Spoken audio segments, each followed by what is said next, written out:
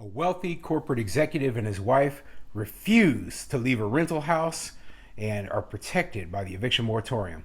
I'm Tony, and this is Real Estate Investing and Landlord News. All right, so I have an interesting article for you today, and it's just showing you exactly what some tenants are doing in order to screw landlords over during the eviction moratorium. But before I get into that article, go ahead, hit that like and subscribe button if you haven't already. And I'll keep bringing you great articles about the eviction moratorium and other news that's of interest to landlords. So, this article comes from the New York Post, and it says, Cantor Fitzgerald exec and wife refused to leave Hamptons rental. Suit. Cantor's ultra-wealthy chief administration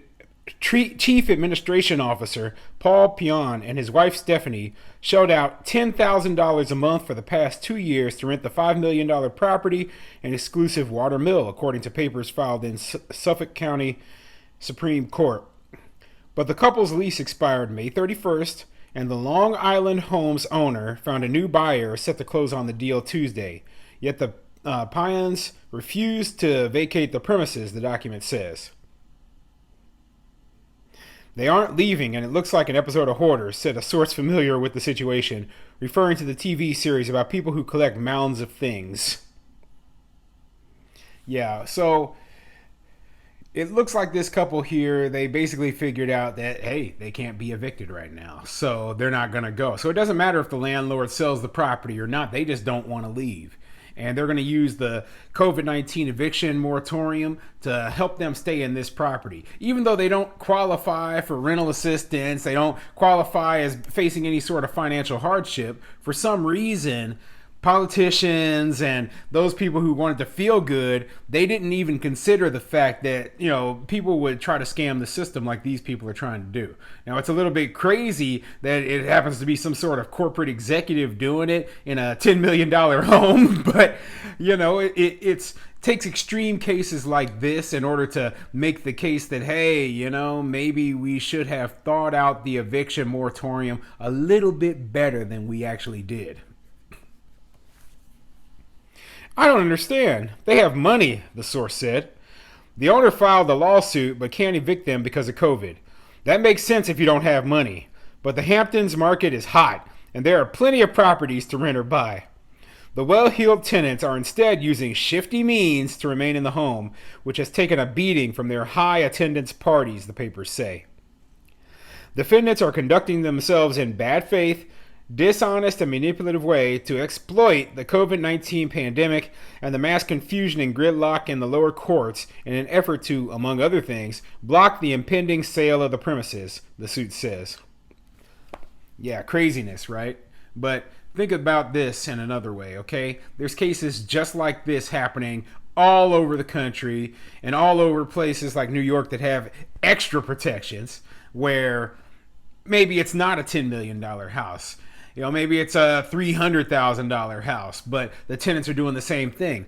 They're scamming. They know that they cannot be evicted right now, and they're just going to stay in that house for as long as possible. And the landlord just has to eat it because there's nothing put into place for a landlord who has a scammer as a tenant like this. So, yeah, this is, wow, it's a bad situation. And obviously it's happening all over the country to landlords who, aren't quite owning $10 million properties, but it's happening all over the country to landlords, small mom and pop landlords everywhere.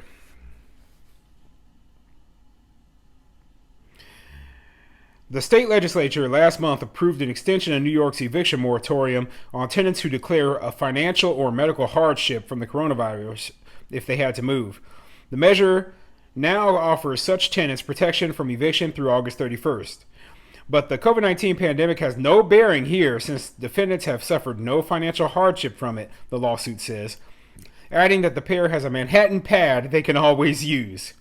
Paul Pion, I don't know how to pronounce that name, told the Post by phone Tuesday that the suit's claims are completely false. Yeah, no surprise that the tenant is claiming it to be completely false. It's bad enough that the landlord has to file a lawsuit just to take their own property back because these tenants are protected by this eviction moratorium. But I mean, yeah, I mean, if they haven't faced any financial hardship and they own another property, what are they doing up here? You know, I mean, other than just scamming. I mean, this could go deeper. You know, there could be more behind this story, but you know, I'm going to take the article and the lawsuit's word for it for now because it's all the information that I have.